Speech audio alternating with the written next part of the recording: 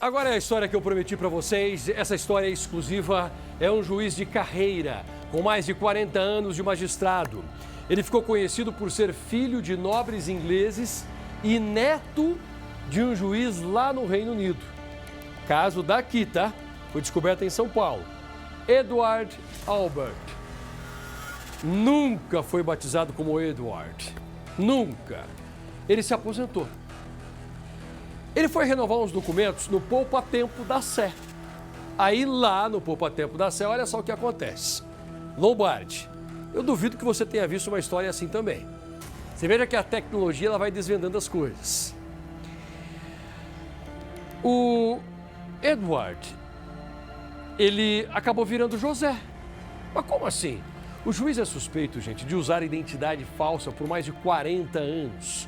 O José, o nome verdadeiro dele, fez faculdade de Direito em São Francisco. Eu estou falando da Faculdade de São Francisco.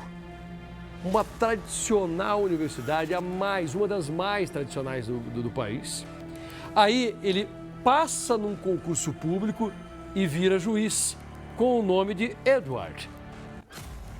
Tanto a faculdade quanto o concurso, ele acabou usando o nome falso, os documentos falsos. Gente, veja bem, como é que pode isso? Como é que a justiça deu um furo desse? Como é que ninguém descobriu isso? E todas as sentenças que ele fez antes? O que é que vai fazer com isso, gente? Vai cancelar agora? Vamos colocar a reportagem no ar, vai lá. De dia, Edward. De noite, José. Parece roteiro de filme de sucesso, mas aconteceu mesmo e foi aqui em São Paulo. Como este homem enganou tanta gente durante 45 anos sem ser notado? O juiz bem-sucedido escondeu um segredinho atrás da toga, sem perder o respeito.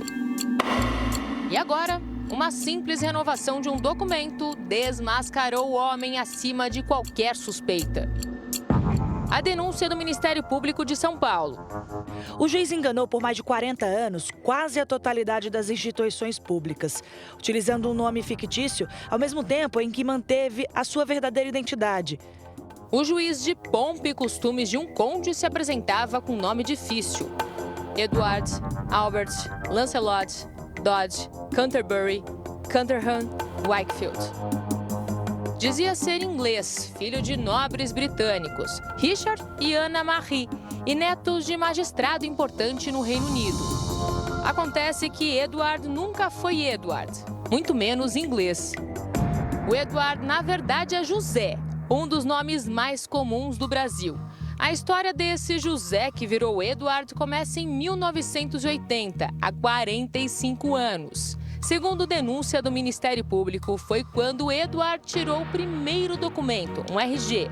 Apresentou um certificado de dispensa do Exército Brasileiro, uma carteira de servidor do Ministério Público do Trabalho e uma carteira de trabalho e previdência social. Tudo falsificado. Na época, não havia ferramentas tecnológicas que apontassem fraudes como hoje. Edward, ou melhor, José, não encontrou dificuldades para burlar a lei. Com os documentos falsificados, ele ingressou na Faculdade de Direito do Largo São Francisco, uma das mais conceituadas da América Latina, em 1992. Ou seja, há 33 anos pegou o diploma. 2 anos depois, passou em um concurso público para ser juiz. Desde então, seguiu a vida como conceituado servidor da lei. Nesta publicação do Tribunal de Justiça de São Paulo de 2012, Edward aparece como juiz de plantão no feriado de finados, na 35ª Vara Civil, na Praça João Mendes, no centro de São Paulo.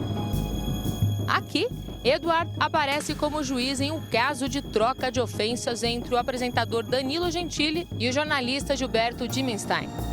Em decisão liminar, o juiz Edward Albert Lancelot Dodd Canterbury Caterham Wakefield chegou a mandar que o humorista apagasse as publicações ofensivas sob pena de multa de R$1.000.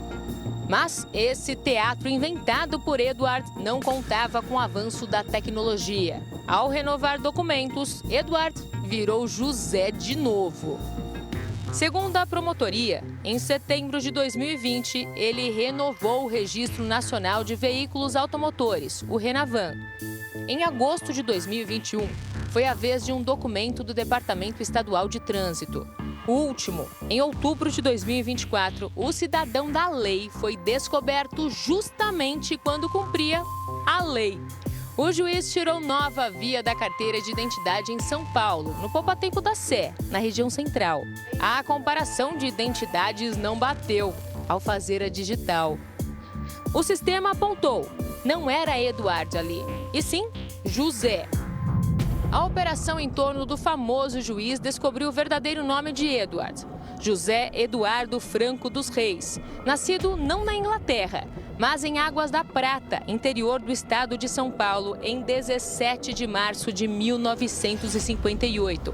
Os pais brasileiros, sem a sofisticação e a pompa dos lordes ingleses, Dona Vitalina e seu José. A farsa de José dos Reis foi tão convincente que ele até conseguiu se aposentar com nome falso, como mostra esse documento de 2018, publicado no Diário de Justiça Eletrônico de São Paulo. José atuou em milhares de casos ao longo da carreira. Assinou documentos importantes e foi coordenador do núcleo regional da Escola Paulista da Magistratura e Serra Negra, no interior de São Paulo. A denúncia sobre a farsa foi aceita pelo Ministério Público de São Paulo, que já pediu o cancelamento dos documentos falsos de José. A promotoria também exigiu que José entregasse o passaporte e ele não pode sair da cidade onde mora. Será que as sentenças que José assinou como Edward são válidas? A resposta deve ser positiva, sim, são válidos. Há uma presunção de validade dos atos praticados pelo Poder Judiciário, e não é diferente nesse caso. Os atos, portanto, são válidos. Agora, pode haver situações de nulidade, como, por exemplo, se ele se valeu do nome falso com a intenção de burlar um impedimento, uma suspeição. Vamos supor que ele tivesse um processo crime, respondesse por um processo crime, não sei se é o caso. E respondendo por esse processo com o nome verdadeiro, ele não ingressaria na magistratura. E aí, então, ele se valeu do nome falso. Ainda não se sabe por que José quis ser Edward e nem se o Edward existe mesmo. Nós tentamos contato com o juiz José dos Reis, mas nem ele, nem ninguém da família nos respondeu.